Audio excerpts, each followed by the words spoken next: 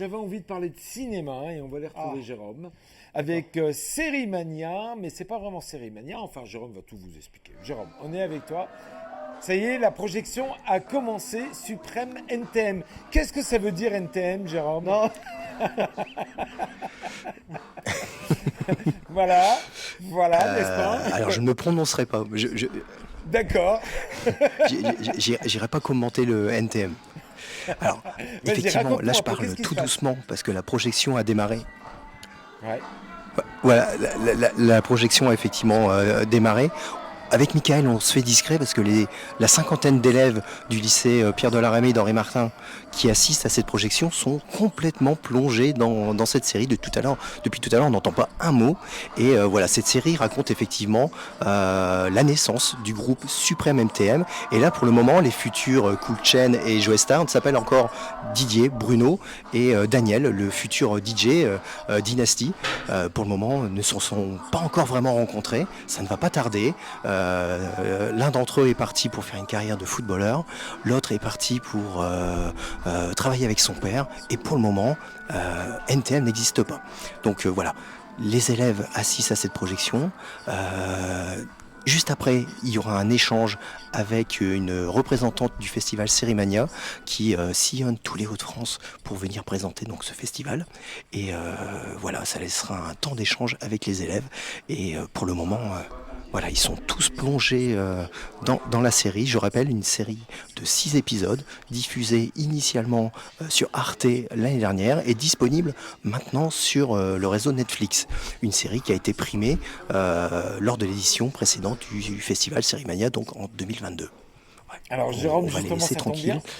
bien. Et nous, on Ça- va assister à la fin de la projection aussi. Alors ça tombe bien parce que cette série, moi je l'ai vue l'année dernière lorsqu'elle était sortie sur Arte et je fais la liaison entre cette série et les différentes séries qui existent aujourd'hui autour de l'univers musical comme celui qui raconte l'histoire d'Orelsan, c'est celui que je suis en train de regarder actuellement.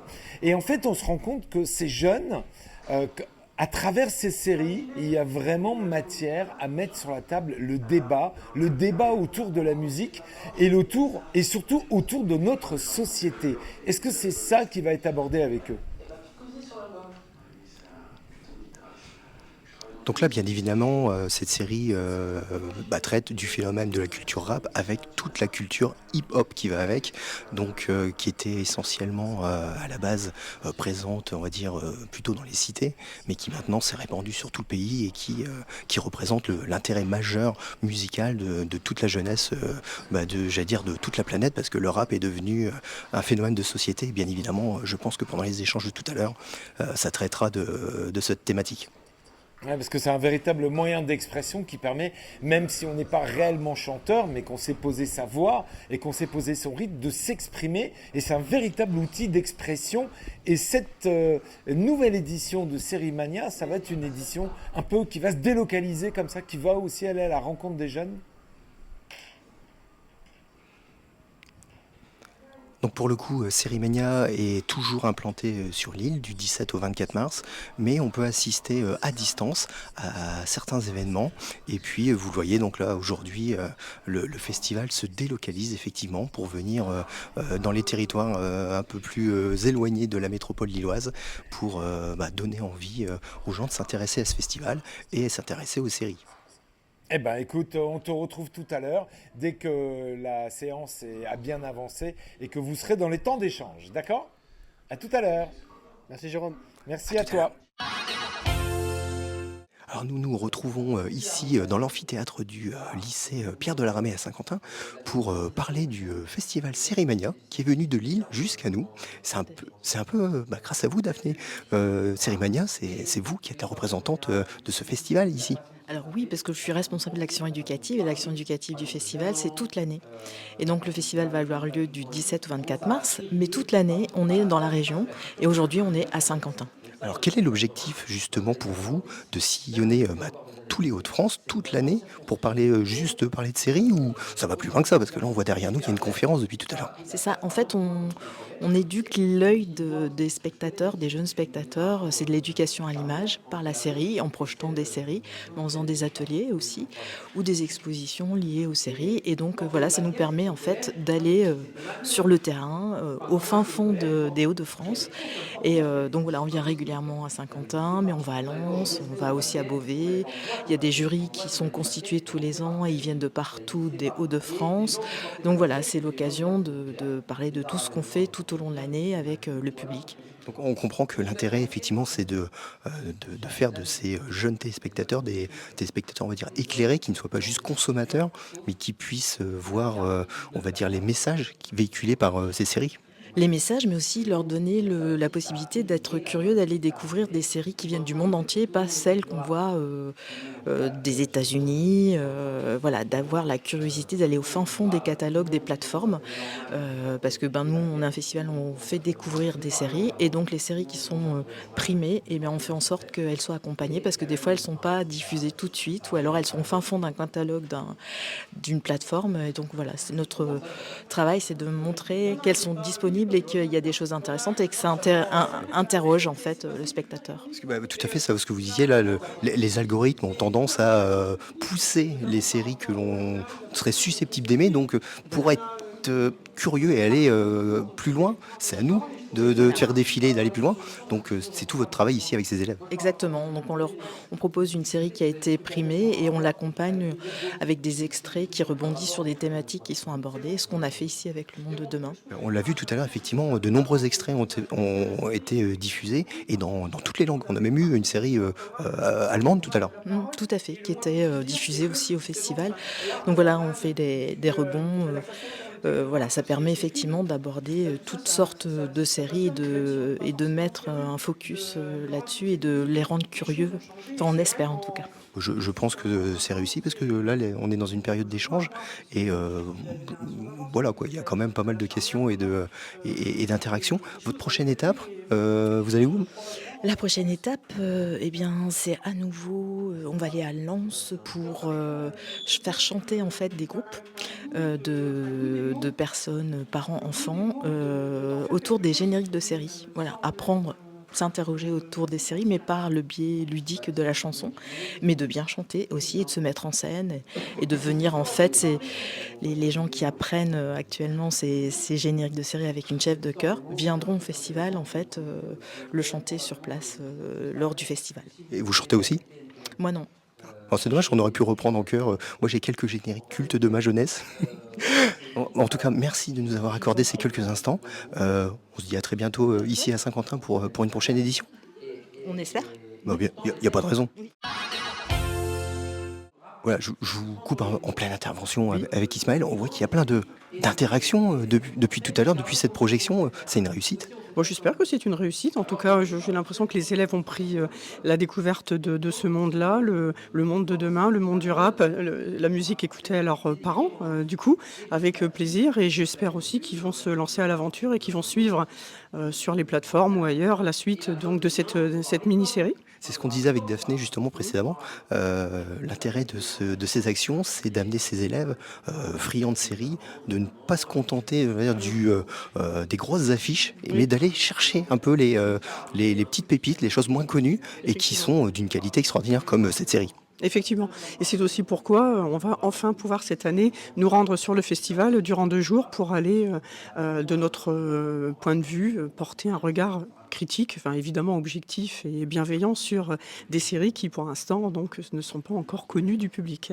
Vous serez la porte-parole de toutes ces séries quand vous reviendrez sur Saint-Quentin.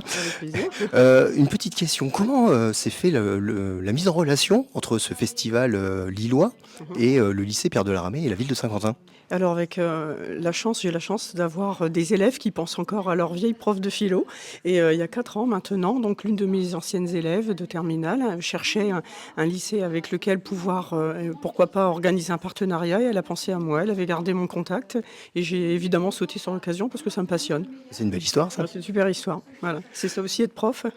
Oui, C'est parfois. sortir, sortir un petit peu du cadre, on va dire, classique des cours, et puis d'apporter à tous les élèves des compétences autres et un regard, l'éducation à l'image, c'est ce que nous disait Daphné. Oui, c'est ça. C'est ça aussi. Et puis, comme je le disais tout à l'heure avec Ismaël, ce dont on parle, le goût de la parole, les écrits, etc., ça aide aussi à aborder une partie de mon programme, mais d'une façon complètement différente, et à la fois dans la classe et hors les murs, si je puis dire. Et donc, moi, je trouve ça passionnant, et j'espère que les élèves trouvent cette nouvelle, en tout cas, cette nouvelle approche du cours de philosophie Intéressant. intéressant. Bah, Intéressant. là, En tout cas, pas ennuyeux. Alors justement, là, vous faites la transition avec ma question suivante, c'est comment vous intégrez le festival et la projection de cette série dans votre programme de philo. Moi, j'ai pas souvenir d'avoir vécu ce genre d'expérience quand j'étais lycéen. Parce que donc, le bac a été réformé et que je suis enseignante dans une spécialité dont le premier semestre a pour thématique les pouvoirs de la parole. Donc nécessairement discuter du rap, pourquoi pas écrire. On a aussi l'année dernière participé à un concours. On n'a pas gagné, mais on a eu beaucoup de plaisir à écrire des séries. Donc on a participé à un concours qui s'appelle Toi aussi, écris ta série. C'est génial. Ah ouais, c'était génial. C'est un travail monstrueux, mais passionnant. On n'a pas gagné, mais on s'est essayé donc à cet art bien difficile de l'écriture. Alors, vous avez essayé, vous avez appris, vous allez retenter votre chance. Oui, mais pas tous les ans parce que c'est trop lourd. Donc j'ai laissé passer cette année et je recommencerai l'année prochaine. C'est revenir l'inspiration, les idées. Oui. Alors, en tout cas, quand vous vous relancez, vous nous contactez, on vient vous voir. Hein. Ah oui, plaisir. Ce sera fait. Alors, ça c'est sûr. Ouais. En tout cas, merci beaucoup. Je vous laisse prendre part encore à la fin de cette conférence. Oui. Est-ce que j'ai un élève qui pourrait me dire un petit mot? Allez. Un élève, une élève, Marie ou... Alors, attends, on va aller voir le jeune homme là. On va aller voir les jeunes hommes. Alors, jeune homme, ton prénom? Samuel. Alors, Samuel, en quelques mots, comment tu as vécu cette projection ici? Moi, j'ai trouvé ça très intéressant qui nous fait découvrir l'histoire du hip-hop et plus précisément les choses qu'on ne savait pas, maintenant on les a apprises aujourd'hui. C'est une musique que tu écoutes? Oui. Et tu ne connaissais pas un peu cette histoire qui pour certains paraît lointaine parce que NTM c'était pas hier. Quoi. Ouais, mais je connais quand même, les élèves connaissent quand même NTM par rapport à leurs parents, mais on ne connaissait pas précisément leur histoire et ce qui se passait avant. Et tu avais vu la série avant Non, je n'avais pas. J'ai eu l'occasion de découvrir la série grâce à cette intervention. Et maintenant tu vas regarder le reste des épisodes? Oui. Clara, merci de nous accorder quelques instants.